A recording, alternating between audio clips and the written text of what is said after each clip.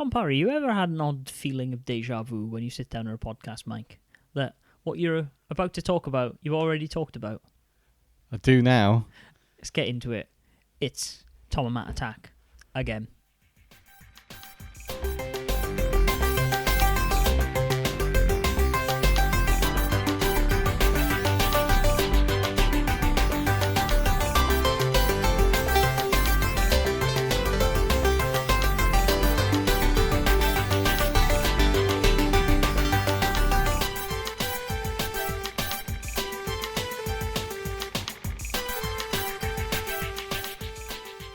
Matthew, Yes, are you Thomas. just telling me that everything we recorded is gone, not just a small portion of it? Well, Thomas, I'm running off that assumption because I don't know when it turned off. We were about 10 minutes, 15 minutes maybe into a podcast, and I looked over at our little handy recorder H4n Zoom, and alas, Thomas, there was no light on. Nobody was home, and the podcast. What happened there? It wasn't meant to be, was it? It wasn't, apparently. Oh well, we can recant those last minutes. Yes, short let's and just sharp. chat a little about the flea market you went to today. I did, yes. I went to a flea market this morning. I forgot the bit where I said, "Oh, it's really miserable outside." I've got a cold. Oh, woe is me. You didn't miss much, did you? No. I was saying, let's talk about some happy things. Let's brighten our days with a fun little anecdote about Matt's trip to the flea market. Yes, and I will get into that now. So I went to a flea market this morning. It's not the setup of a joke, I promise. The only joke is that we've already talked about this in great length. We're ready to get off the subject, but never mind. It's okay. It's how podcasting goes, Tom. So I went to a flea market this morning. I know. And it is a flea market you and I have both been to. Yeah, Is in the DGI Husit. You have to pay to get in. Which is a gym, yeah. And call blimey, Tom Parry, it used to be 20 kroner and now it's 35. How did you know that? Unbelievable. No, so I went round. I saw some folks from work. I saw our friend Tiago, who was there purchasing Pokemon cards. No surprises there. There was a few other people getting various bits and bobs, some Lego, some teddy bears, and all different things. And a lot of antiques, though, aren't there? There is, well. yeah. There's a ton of them. Thank you for reminding me. There's been a growing number of stalls in this particular flea market run by professionals rather than by just people who are bringing their stuff to a flea market. Yeah. As the prices are slowly rising as well, to get in, it started at 20, it's now 35. I've started to be more and more concerned by this. It's not as good as it used to be. No, definitely not. No. It's a nice morning out. When you and I went, we did genuinely pick up some really nice PS2 games. That one time I went, and some other things were pretty cheap. This time, however, there wasn't really that much there. Even the stall that I've gone to many times in the past, long-term listeners will know I've bought some AGS 101s off this guy. I bought shit tons of Game Boy games way back in the day, and I also bought that limited edition Pokemon DSi I have from this same guy. And they've all been relatively cheap, and always he's got a decent supply of Game Boy Advance games for, usually around 30 krona. Some of the more choice cuts, like Sonics and Pokemons and stuff, he'll price accordingly, but generally speaking, they're about 30 krona. This time, they were priced at 50. And I was like, okay, is there really going to be anything I want in these tubs that's worth 50 krona?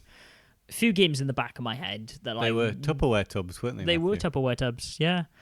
There's a few things I was just like, okay, if this is in here, I'll buy 50 krona. If that's in there, I'll buy 50 krona. Obviously, if I see a second copy of Ninja Cop or Ninja 5.0, you have a copy of that. I do have a copy of that. Then I would have got it. But I sifled through, I had a look. And one game that caught my eye, Tom Parry, one that you and I played this morning, is Racing Gears Advance.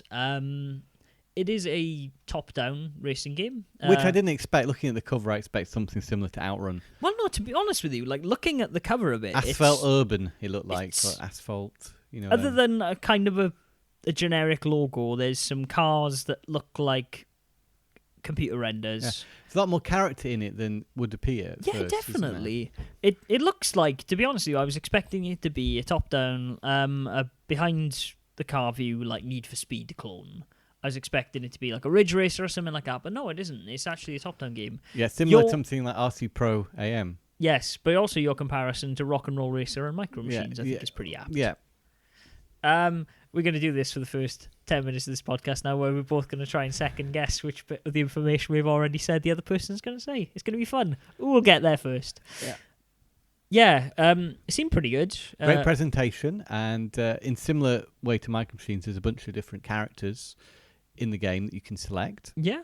There is a lot of style to it, actually. There's some really nice music. The characters themselves look good. Reminded me a little bit of Jet Set Radio. Yeah, a little bit, actually, in the tone. With its beats. The characters are definitely inspired by Micro Machines, but the cars are actually licensed. Yeah, that also surprised me. Which is a bit weird. You can get a Dodge Viper, which is all you need to know. Exactly.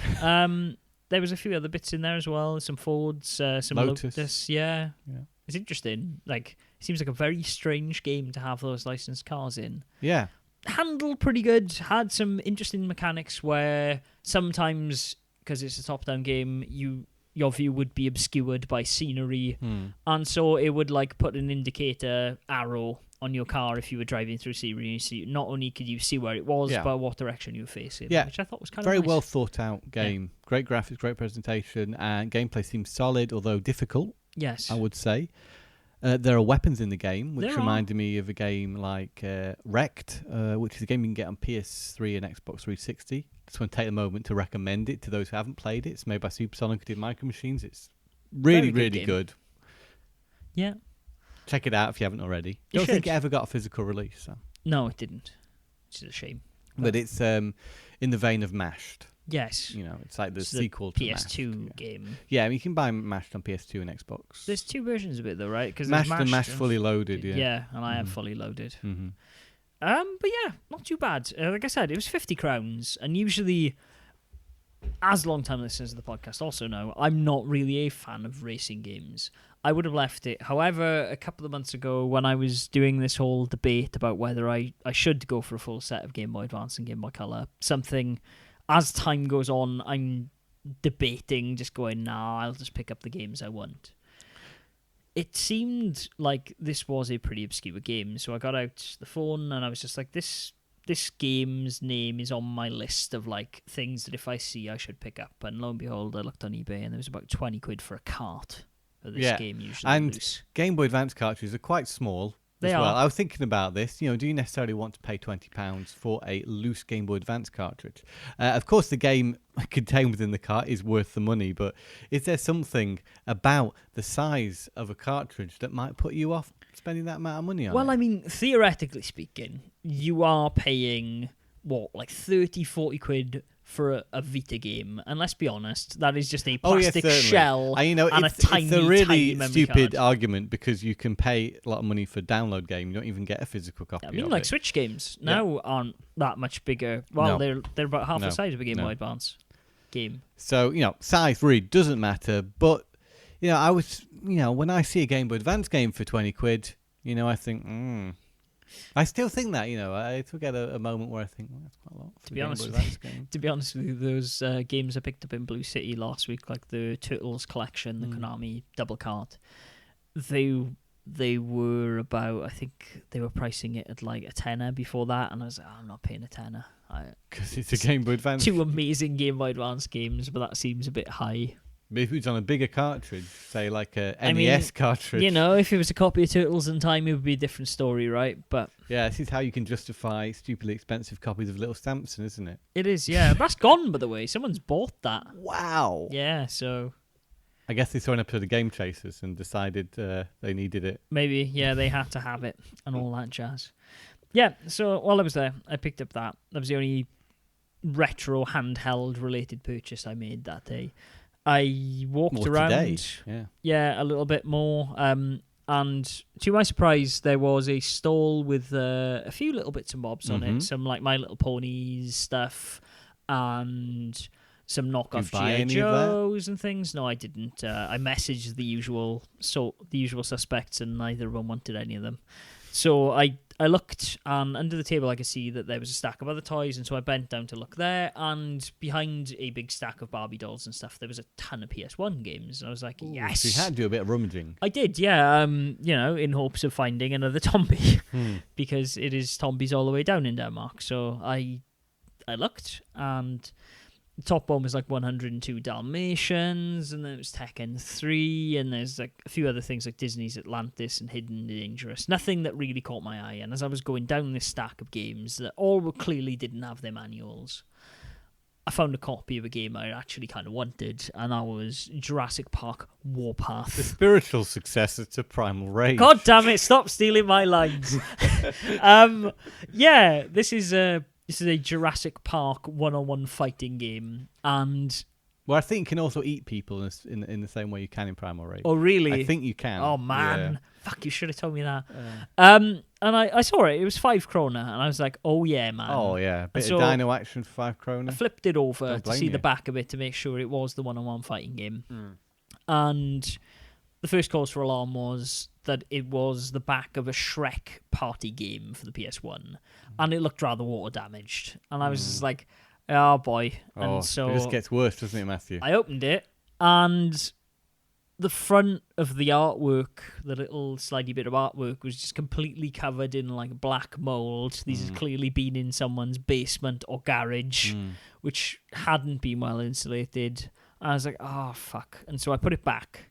I was like, actually, you know what? I'm gonna get it. I'll just throw the case. It's fine. I'll keep the disc. I'll pop it in some other thing. And then I flicked the disc over, and it just had these massive, like, white grooves in the back, like someone had taken a coin to it. Probably not going to work. Probably not going to work. And to be honest with you, even for 50 pence, I was just like, you know what? I'm not going to take the risk. But great. You'll find a better copy one day. I will. I mean, you know, as I said to you previously when we recorded this segment of the podcast, copy a Tombi for 5 krona. You take the gamble. You take the gamble. Yeah. And, you know. This is a bit more readily available. Yeah, well, one would hope, right? Yeah. And I mean, to be honest with you, if I walk into a retro game shop, perhaps I will see a copy. And I think you'll live if you never play it, won't you? I think you'll probably get over it. I don't know, Tom. I don't know. I mean, I still have that stamp on my hand. That flea market's still open till 4. Maybe I'll go back. Maybe the regret will eat at my heart, and I'll go back and see. But I did pick up some PS1 games, believe it or not. On a lighter note, or should I say a darker note? Yes. After I turned around, there was another stall. They had the Vice City soundtrack. It was 50 kroner. I wasn't going to pay that. Matt, why didn't you buy that? Because we live in an age where I don't need CDs anymore, Tom. I know it's heartbreaking for you to understand. There's a convenience of just whopping in a CD, isn't there? But there's a convenience of me holding down my thumb on the iPad, going into Spotify, and undoubtedly playing the Vice City soundtrack from there. You can get that on Spotify. One would assume. If not, it's mostly licensed music. So you I could would create your own playlist of it. I would make the assumption that someone has already made that playlist. I will double check. But when I said darker side, that is because... Oh, we're not jumping to that yet. No, I was going to say... That? It's all right. I picked up a game called... there was a few bits on a little shelf. Yeah. Some PS2 games. Nothing really spectacular, but they had some PS1 games. And one that caught my eye immediately as a JRPG fan was Advanced Dungeons & Dragons Iron and Blood Warriors of Ravenloft. Not only the longest title to fit on a PlayStation 1 spine, but also sounded like a Western RPG. And I was like, oh, I'll have that. And then I picked it out, and no, as Tom Parry well knows, it is the dark side of 3D fighting, as you said to me. Yeah, and it points it out on the front, and that is maybe why it doesn't have that PlayStation banner at the bottom, so they can just fit that on there, so you're not in any doubt of what kind of game this is. Tom, you and I are both professional graphic designers. They could have literally just moved that up a little bit. Shrunk their logos just a teeny tiny bit to go in there. And then they could have put that PlayStation in. But they could have done, but you were saying it might be an earlier title. It's in 96. I assume so. Not all games had that PlayStation banner at the bottom, did they? No, they did not. No, but it's very clear on the back as to what kind of game it is, where it says, no 3D fighter can match the brutal action of Iron and Blood. And it is a weapons-based fighter. I have played it myself, and I think it was all right. Not a bad game. No, definitely not the worst fighter I've ever played. Grand Theft Auto Vice City playlist is on there. Oh, right, okay. Yeah. I stand corrected, Matthew. Yeah, but I mean, it was a quid. They had this. They had Populous. They also it was had... a quid. That's good for a quid because when I bought this game myself, it must have cost me more than a quid. I bought it off eBay. So yeah, and it was one of those games which I wasn't aware of as a collector of PS1 fighting games and fighting games in general. This one appeared on my radar quite late on, actually. It wasn't a game I knew existed until much later on. It's a game I've never seen, to sort be of perfectly honest. Flies under the radar, doesn't it, this one? And doesn't get talked about very often. Retro Collect listed it as uncommon. Uncommon. Maybe that's why. Yeah, but I mean, you worked in games retail when PS1 games were still traded in. I was actively looking through every single pile of PS1 games I've seen for the last 20 years for a copy of Symphony of the Night, and I've never seen it. So for 10 kroner, I picked it up. They also had Populous at the beginning, and which doesn't support a mouse. No, it doesn't, which is a shame. Analog controllers though, so it's all right. And yeah, I mean, I have the Game Boy version of Populous. Why not give that a go as well? Tom Barry, what have you been buying and playing? Congratulations, Matthew. You recounted what we previously recorded. Yay! Wonderful. We hope you enjoyed that. And I think maybe it was better second time round. Maybe. So you didn't miss anything. It was more concise. I didn't babble. If there's a little bit of it on you, maybe I'll throw it at the end, just so you can see what you could have won. Compare and contrast. Well, we're on the subject of second-hand games and retro games, so let me talk a little bit about my eBay purchases for just this week. You've been on the Electronic Bay? Oh, I have a little Crikey bit. Silly Moses, old me. Tom. So this guy was selling Japanese fighting games and, well, not specifically Japanese fighting games, but he happened to have a couple of Super Nintendo games which I was interested in. Okay. I'd stumbled across a list of top 10 or something worth fighting games, which I've seen before, and it's a fairly substandard video. Are most of them on the Game Boy? No, I don't think it's a very good list, to be honest. Okay. But it reminded me of a game called Cho Anaki Chionik Bakuretsu Rantu. Read that, Matthew. Okay, right. It's a series I am familiar with. Cho Anaki. Because it says the same thing twice. It says Cho Anaki Bakuretsu Rant Udon, and it's from the franchise of games which scantily clad men appear in. Okay. Do you know this series? There is a side-scrolling shooter based on this franchise. I'm trying to click on it. The image won't. Oh, yeah. It's this. Yeah. Yes, I do recognize this. Yeah. Okay. So I previously played the side-scroller that was developed for PS1, including digitized characters. Yes. Back in the day, there was also a side-scroller for the Super Nintendo. Where the characters were made out of pixels, and this is a fighting game with that same visual style. And yeah, it appeared in this list of worst fighting games ever. Okay, it's got very odd character sprites from what I could see. And it's flying. You're flying around and fighting. Yes. As opposed to standing on the ground. Like maybe a Dragon Ball Z fighting game or Astra Superstars, you know. Okay, I wonder if that's based on an anime of any chance. It looks incredibly choppy. Really, the animation looks really bad. It doesn't surprise me. In it. But the insaneness of the game is high. Yes. There are some very wacky things going on in that game. For example, one of the stages, there's a train with a human face, not so dissimilar to Thomas Tank Engine, with giant muscular arms chugging around. Okay. So yeah, there's lots of wacky stuff going on, and I thought, wow, that's a Super Nintendo fighter I'd like to own. Comes with a CD as well, like a mini disc CD, maybe with a soundtrack on. Oh, weird. Which you don't see every day, do you? Okay. So yeah, and then I saw that it's also delicious according to the cartridge. Interesting. It says on there. So this guy is also selling some more games, and another game that caught my eye was a game I've played before, an emulator. That's Sailor Moon S Fighting, which is, as it sounds, a Sailor Moon fighting game based on Sailor Moon S, where I've forgotten her name now. The main character, she has a daughter, doesn't she? She's yes, the pink-haired one. And yeah, I played this one before, and it was pretty good. So happy to add that. Serena. Yes. Wow. Well done. You've got better memory than I. It's almost as if I was researching it for a Game Boy Vita. Sailor Mars, recently. Sailor Jupiter, Sailor Neptune. Yeah, it's the latest stuff. Yeah. So anyway, 2 Japanese Super Nintendo or Super Famicom fighters there. That's not bad. Added to the collection. Add them to the pile. Add them to the pile, indeed. And 2 Wii U games. The apparently not so good Mario Party 10. Yeah. And Hyrule Warriors. Both are £15 each. I thought that was reasonable. That's not bad. Because as I looked at my Wii U collection, I felt I'm missing a couple of key Nintendo first-party games. I think I need to get these 2, so I purchased them. Oh, that's good, Tom Barry. Now I have a fairly complete Wii U collection. Do you have Funky Barn?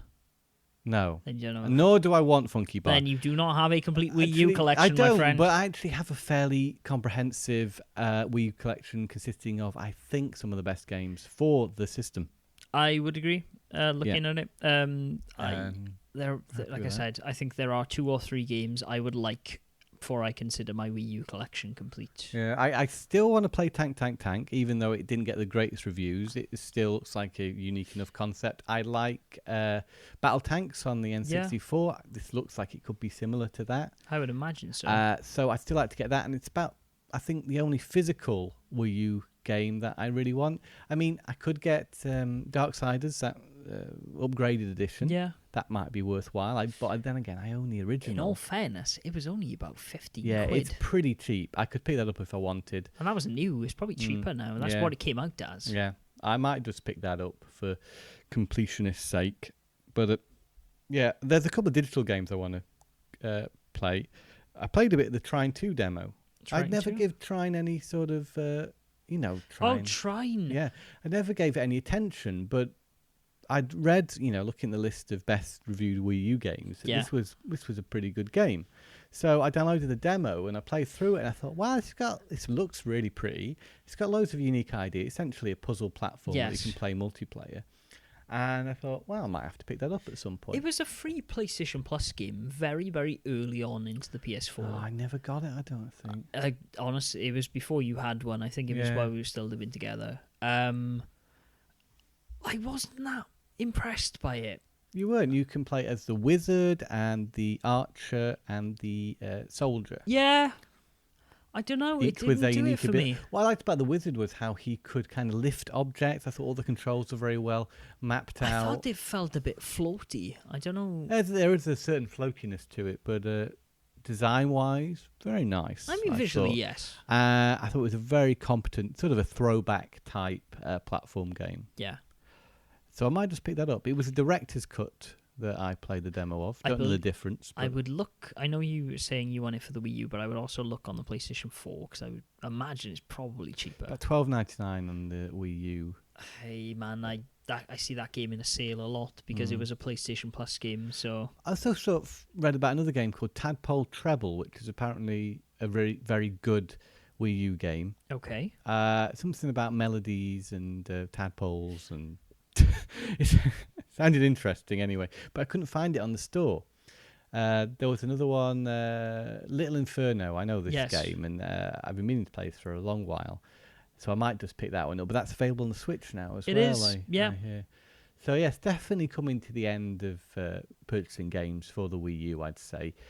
I did notice, it surprised me a lot, that they had F1 Race Stars on the Wii U, which was a PS3 Xbox 360 game, which is a lot like Mario Kart, but with Formula One characters. I might have talked about it in the podcast. I believe so, way back when. I got it recently. I definitely done a bit on Parry's Pickups about it a few episodes ago. Yeah. I never knew it was released for the Wii U. It's the powered up edition. It still costs £20. Yeah. As it's a big game. Yeah. But on a console that's got Mario Kart, it's definitely not a must-have. But still curious that it exists on the Wii U. Yeah. And never got a physical release. Interesting. To my knowledge. Like I said, there's a few things I want to pick up for the Wii U. Actually, one thing I would like to pick up for the Wii U, which is odd because I will never be able to play it, is the HD remakes of Yakuza 1 and 2. Yeah, I thought you might want them. Yeah. But Japanese Wii U's are expensive, I guess, unless you're in Japan and you can get one at a good price. They were still pretty expensive while I was in Japan. Yeah. Importing them seems ridiculous. The only reason I didn't buy that Yakuza game is because it was like £30-40. It was pretty expensive, even in Japan, because it didn't sell very well. Can't you get isn't there a PS3 version of that? There is a PS3 version of it, but then I thought, well, do I really need it? I have the first game. Be curious to see it running. Yeah. I guess it's just high resolution. Yeah, I think so. Basically. I mean, I'll pick one of them up eventually. It's not like it's the for last your time Yakuza collection. Yeah, it's not the last time I've ever gone to Japan. I mean, if you're going to get those Yakuza glasses. Oh man, I'm so annoyed that that's sold out everywhere. Is it? Yeah, you weren't that sold on it first time I mentioned it. I would have bought it for the giggles, but it's sold out everywhere, which is a shame. Oh, so it goes. Tell you a game I've been playing. Picked it up actually on Mental Health Awareness Day, where the proceeds were all donated to a mental health charity. Oh, really? Hellblade. It cost £25. All the profit that Ninja Theory would have made have gone to oh, that's a shame I didn't know that. I've been health. meaning to buy that game for a while. So, yeah, I thought that's a perfect opportunity to pick it up. Yeah. Because I don't think I would have, picked it up right there and then had it not been for the charitable angle. Yeah. Because this game does, concern some mental health issues. Yeah. And it's actually, as you start the game, the first credit that rolls up is mental health advisor. Yes. So they really did spend a lot of time. You play a troubled character. Her name is it's hard to pronounce her name. It's Senwa, okay. I think. And she's got a lot of voices in her head. She's got voices telling her that she can't do this, or telling her she's wrong, and there's a lot of conflicting emotions going on in her head as she embarks on this journey to rescue a friend. It's not quite clear exactly yet, but she's on this journey, and incredibly beautiful game. It opens up when you're on this little boat, and you can really appreciate the visuals. And I took a few screenshots, actually. It's one of those games where it looks so nice. I had to take a few screenshots. And the character model for, I call her Senwa right now, okay, because I can't remember how that character should be pronounced. She looks fantastic, and the eyes look very real as well. Yeah, from the looks of things, her name's Senua, maybe? Senua. I think that's... S-E-N-U-A. It's not a name you encounter every day. Therefore, it's hard to remember. But it suggests you play it with headphones as well, which does actually bring that voices aspect to the game really to the forefront. Yes. And creates an incredibly unique experience. And the way that affects the gameplay and how you play is also quite interesting, because it will try and mess with your head, like saying, oh, don't do that, or oh, you need to do this, or why did she do that? Okay. As you play it, oh, what a stupid thing to do. And sometimes it's the right thing to do, but your voices in your head will tell you otherwise. Okay. So this creates an experience like none other that I've ever had before. It's very cinematic. It's reasonably linear as it's been so far, but I think that just the nature of the game. The camera is placed quite close to the character's back. Yeah. So it's not like fully explorative, you can't travel anywhere you want. You're following a path.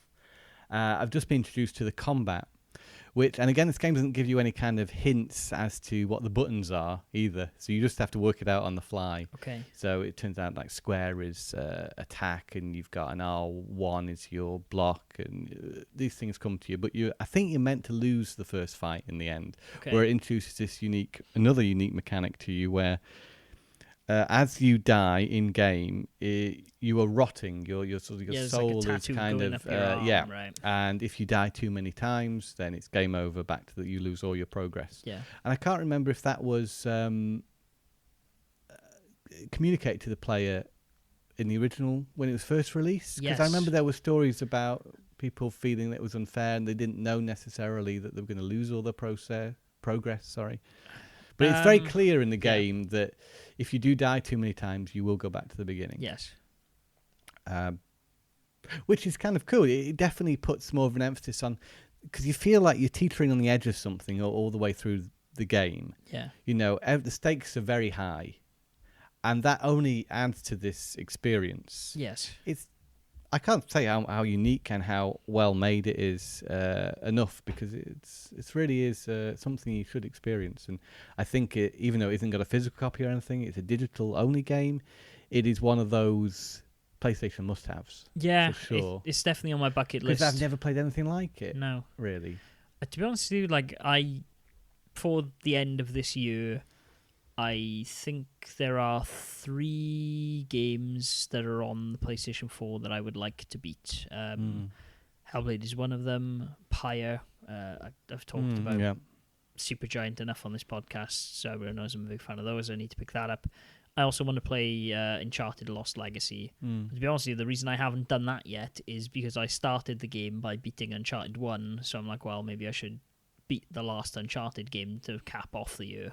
So maybe I'll do that on New Year's Day. Or New Year's we Eve. got a plan. Yeah. Yes, that's interesting. But one game that's been on my bucket list for forever that I'm almost done with is Nier Automata.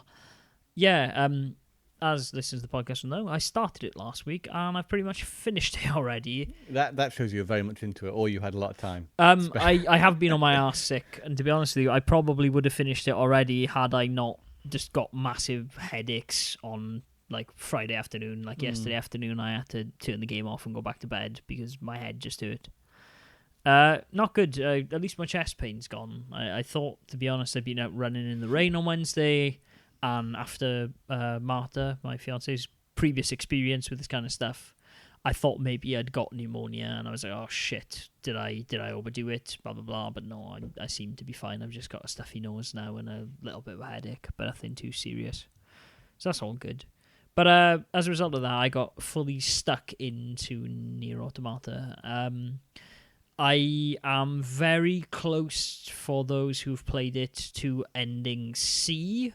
However, I will not really talk about anything beyond ending A. So those of you who have played the game or are looking to play the game, I will not give massive spoilers away because you also want to play this game. I don't want to know too much because I do intend on playing it. I was very impressed with what I had played of the game. Yes. Which unfortunately is very little. You've played the starting hour, yeah. I would say get on it. Playthrough A is about 6 hours, I think. It's not very long in that regard. Like, now I'm on about 18. But now you say play through A because this is following the similar Nier format. Yes. Of having several Well, actually, endings, it's the Drakengard format. Those of you who don't know, way back when, there was a game called Drakengard for the PS2. There have been 3 of them, 2 for the PlayStation 2, and then the third one on the PS3. Didn't get a physical release here, unfortunately. It did in America and Japan. Did it get a digital release? It did, yes. Drakengard series is a vertically scrolling shooter. You're flying on the back of a dragon. It's a vertically scrolling shooter? I believe so, isn't it? I thought it was more a third-person action-adventure game. I had game. always assumed it was a shooter. I have not played them. I own the first 2, but I'm pretty sure. I'm pretty sure it's a shooter. That's where the lineage of shooting games comes into all this. Could be wrong on that. If I am, tweet us. You know where. I'm actually going to go back and play Drakengard after this, so I can correct myself next week. Maybe. I just assumed that maybe. Yeah. It was I had always assumed that, and then I was told by someone, no, it's a shooter, and that's why I didn't necessarily rush to pick it up, because I had thought with the words Squaresoft on the front of it there was going to be an RPG, but I could be wrong. I can Google that. Yeah, we can do this. Yeah. We have the technology. Anyways, so I played the first hour last week, like I said, and I tried to play a little bit more of Cuphead. No, it says action role-playing game. Interesting. I played a bit more of it than I was perhaps expecting to. I put on Cuphead. I got to about 50% of it and said, you know what, actually, I just want to play more of Nier. I think I'm going to beat Nier first. And so I put the controller down. And I got into it. It's a very interesting game. At the moment, I couldn't tell you, even with how far I am into the game, if I prefer the first game or this one. Okay. It's a little different. It is. Yeah. The first one, though, has... Yeah, I saw it's an action-adventure, but there are shooting elements in it, apparently. I'll just show you, Matt, the clip of Drakengard. Of a guy walking very stuntily. There's a lot going on in this game. And I think... It's perhaps a bit more on the nose, at least at the start in your initial experience, than the first Nier was. The first Nier was very much playing with expectations. you were a guy who was trying to look out for your daughter and then tried to save your daughter, and so you were killing things without any real question to the nature of the things you were killing. And as you play through the first Nier game, some of your expectations of video game villains and things are subverted in interesting ways, and it actually kind of makes you question what you're doing as a player. A lot of what you see in Nier Automata, like right out of the gate, is machines saying and doing things that make them seem very human, but the androids to B9S, who are the people you're playing as, have no sympathy for these machines because they are putting it down to their emotions to being just raw blanket things that they are saying to try and distract the androids.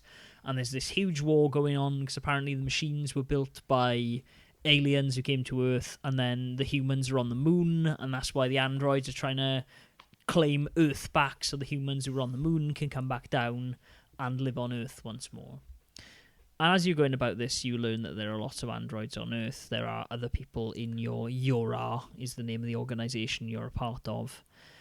And as you're battling through, you find that some of the robots have become pacifists. Some of them just don't want to fight. You will run into enemy units that are just purely just like reciting things that make you look at how they're structured, and they seem to be... There are some that are part of like a kingdom, like they formed their own kingdom, and some that want to live in peace, and others who've kind of formed a weird religious sect. So there's a robotic society, an android society on Earth, where all the other Earth things are on the moon. No, the androids are actually on like a space station. Oh. And they come down to Earth to try and fight these machines, they call them, which are just these robots that live on Earth. There's robots that live on Earth now. Yes. And the humans don't live on Earth. Humans don't live on Earth. But the androids live in a space station and come down to sort of fight the machines who have built up a society. Some are pacifists, whereas some are not. Yes. Some are out to get you. Some of them don't speak at all. Some of them just attack you. But there are supposedly aliens on Earth, and... Did they build the robots? They built the robots, and apparently they are what repelled the humans. And so you're trying to get to the bottom of that, but you take it as it is. A lot of the things you were fighting in the start of that game, that giant... oh, God, I've forgotten the name of the bloody things. All of the classes of machine have different names. They're called Goliath class, I think. The ones with the skull and the big chainsaw arms that are gigantic creatures. And as you're killing these things and going along, they start to... The androids themselves, to B9S, start to question the nature of what they're doing in relation to because they're part these robotic machines. themselves, aren't they? They're killing machines. They're half machine themselves. But they are, the machines on Earth are made by aliens. They are not... They serve no purpose other than to destroy, and they want to kill humanity and all this. Whereas the androids have been made by the humans in their own image, and that's a big thing here. It's just like, well, we are like the chosen machines. You are just the machines who invaded here. It's a very thinly veiled like race and other things going on in that. But you were made by aliens and we were made by humans. Yes, and so, they are superior because they're made in the image of humans, whereas these machines on Earth are just made. But these machines, it's a little bit more complex, and there's always going on under the surface. Yeah. And I mean, that is a trait of Nier, and to be honest with you, saying that isn't a spoiler because the game is so outright in saying it. The game throws around like a lot of things to start with. You go to like there's like a resistance camp of these androids who are on Earth who are fighting the machines, and some of them are just like, oh, wouldn't it be good if we weren't fighting each other? Like in not as subtle a way as that, but like obviously better written. It was just like, sometimes I wonder why we fight this war, da da da. And I'm like, man, this was a huge like reveal in Nier. This seems like they're just throwing this out there. It's like, okay, cool, right, what's going to happen then? Because these are games, in my experience, the Nier titles, where there have been a lot of twists and turns. And there definitely are some. And as I go through the game, especially on the Route C playthrough, as it is called, the third time going through the game, where everything is dramatically different, I can't figure out if I like it more than the first game or not, because the first one subverted my expectations in ways that I didn't really think about, and for a game that was probably about 6-7 years old by the time I played it, I was like, fuck me, this is a really good game. Not a lot of people say about this how good a game Nier was. This one, it plays really well. I've gotten full grips now with the combat system of like dashing to evade and using the slash and using the guns and stuff. That feels really nice. There's a lot of, on the second time round, well, from the second playthrough, you get these hacking minigames as well. So you're not just doing top-down and vertically scrolling shooting levels. You actually, as 9S, you hack things. And then you're kind of forced to do like a dual joystick shooter. Which is kind of interesting. Do the hacking. Yeah, on like a 2.5D perspective. But it's clearly it could just be done in a 2D space. And then essentially what you have to do is you have to shoot these enemies that are coming towards you, and there's an orb with a shield around it, and then once you kill all the enemies, the shield will drop. It's a very interesting game. Like I said, I wanna beat it. I'm very close to the end now. And when I have beaten it, I will give like a full verdict on the podcast, but I can't spoil it until I guess we get into Game of the Year stuff. So I've got to play it. You need to play it, Tom Parry. Oh, but then I've got to play Yakuza 0. Wow. I'm playing Hellblade now, and I can't just do my dipping in and out of things, can I? I've got to actually dedicate myself to one game. I mean, from what I hear, Hellblade's about 6 hours. Yeah, I know it's not the longest game. I would probably get to the end of that. I would honestly probably say play Yakuza at the moment. Yeah. I don't know why we're doing Small Man in the Box. I don't feel like I have a lot of time at the moment, but we'll see. I'll try and play a bit more. That's why I'm trying to get these out of the way, is to make time. And I like I said, I think Pyre will be the game I play over Christmas. I don't think it'll be in my Game of the Year consideration, unfortunately. But we'll see. We shall see. Mario is out at the end of this month. It is. That's exciting, isn't it? I will be in the UK when it comes out, so I can pick it up for cheap and then play it on get a Wii Switch. I was going to call it a Wii then. You were. You completed your Wii Switch collection. A Wii Switch. The Switch, yes, but a bit disappointed of the big old price difference. I know there's always one between the US and the UK. Yeah. But we're not getting that case bundled in with it, and it's costing £50 more. Hey man, remember that time I wanted that limited edition Zelda, and it was cheaper and came with more things? I think it costs £50 more if you want to buy the case as well. Yeah. Yeah, I think that's how it works out. It's annoying. It's very annoying. Yeah, it really sucks. But there you go. £50 still £50, isn't it? Do you happen to know anyone at work that's going to the US for any reason? There's must be someone you can ask of someone going US home. One. It's region free, isn't it? So. Fortunately for you, Thanksgiving's coming up, so maybe some colleagues are going home. Yeah. If anyone's willing. Yeah, let the man know. Save myself some pennies. Yeah. Any more for any more? Any more for any more? Is there anything else coming out soon that people are getting excited about? Evil Within 2 came out the other day. Evil Within 2 came out. Looks interesting. It's now a more open world affair than it was before. I mean, Assassin's Creed, Wolfenstein are also coming out on the same day as Mario. Wow, there's some heavy hitters. There is. We're almost at the end of the releases, to be honest, but they're coming out thick and fast, especially in this month. Is there anything else for Switch that's worth noting? There's got to be, hasn't there? I mean, there are a ton of games coming out for the Switch. But Nintendo were focused on Mario at the minute, aren't yes, they? So there's nothing else Nintendo going on, is there?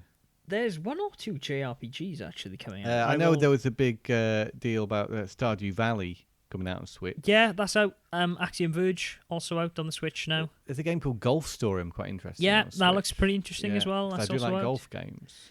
From what I hear, though, that's kind of... It's a bit of a fun game. It's golf, but it's also like adventure. Yeah, like the Mario Golf game was on the Game Boy. Xenoblade Chronicles is coming out in December for the Switch. Really? That's Gear so soon? Club Unlimited, which is a racing game, is coming out for the Switch on the 1st of December. Well, let's not write it off. It could be as good as Sonic Forces is coming out relatively soon. That's on my list of things. Although I'm still little dubious about it, but we'll see. I don't blame you. It looks. Then again, I have played and enjoyed to a degree every recent Sonic game. Yeah. I even sort of enjoyed Sonic Boom. Yeah. A little. Very little. LA Noir's coming out in November for the Switch. There is a thick and fast thing of games coming out for the Switch, like smaller titles that aren't showing up in this Amazon search, but they are coming. Doom. Not yet. Next year, I think. Next year. The That's Dragon come Ball out. Xenoverse 2 is out for the Dragon Switch. Ball Fighter Z. Yeah. That's coming out. Yeah, Cinemora next month. has now come out for the Switch. A physical copy of that game, which I really like. Good game, but yeah. Yeah, I'll pick it up for 20 quid. Why not? Yeah, there are a few. I can't think of any. I assume there's probably a new Just Dance and a few others. But that's how it goes. Okay. Yeah, I'd be interested to hear what you guys are excited about, what you want for Christmas maybe, what new games you're interested in. Yeah, what are you looking forward to getting in this next coming month? It's going to be crazy. Quite a lot going on. Have you not got a Switch yet? Are you going to get a Switch for Mario? Because that's certainly what I'm thinking about. I mean, that game looks fantastic. I will definitely pick up that Mario game. There's so much in it, isn't there? Yes. It's just like layers and layers of I can't wait, to be honest, because and I will have like a whole plane ride and a day of layovers to play that game, and I will also be in the UK, and there won't be much going on, so that'll be good. Right, okay. That brings us to the end of the podcast then. Okay. If you have any interest in getting a Switch, or if you're thinking about what you're going to get on August 27th when all of these games drop, you can let us know on August 27th? October 27th. Sorry. Matthew. You can let us know in a variety of places on Twitter at TMAcast. You can do so on facebook.com/TomAttack and on blastprocess.com and tomamattack.com/podcast. That was one more thing. What, Tom? I played the beta version of Gran Turismo. Oh, really? Sport. It's pretty good. Yeah? Yeah. Cars? I don't think you'll be disappointed if you like Gran Turismo. Oh, well. And it's a good alternative to Forza because, it's also reasonably accessible as well as being a simulator. And not full of microtransactions, which Forza seems to be. Perfect presentation, as normal, what you expect from the Gran Turismo Level series. of polish. How many of those cars do you reckon are still PS2 cars with upgraded textures? I don't know. It looks photorealistic, just about, Okay. So it does look very nice, and I don't think the beta is available anymore though, because I tried to play it this morning and it says can't connect online. Shit. That's a shame. You can't do anything anymore. I would have given it a go. Oh well. Yeah. Yeah. Other than that, find us in iTunes and Stitcher when you're in iTunes. We're out and about on that internet. Rate and subscribe, and you can also find us on the blastprocess.com. Yeah, YouTube check channel. out all the Play Expo Manchester stuff coming from Blast Process on the YouTube channel. There'll be some interviews. There'll be this and that. A new feature of Mike versus Neil. Yes. Is going to begin at Play Expo, which is a great event happening this weekend in Manchester. Cool. And by the time you hear this, there will probably be a new biographic up on Boxel, so enjoy that as well. Cool. That brings us to the end of this podcast. Tom Parry, it's been a pleasure doing this podcast with you twice. Oh, thanks, Matt. Same. Until next week, Tom, be sure to game on.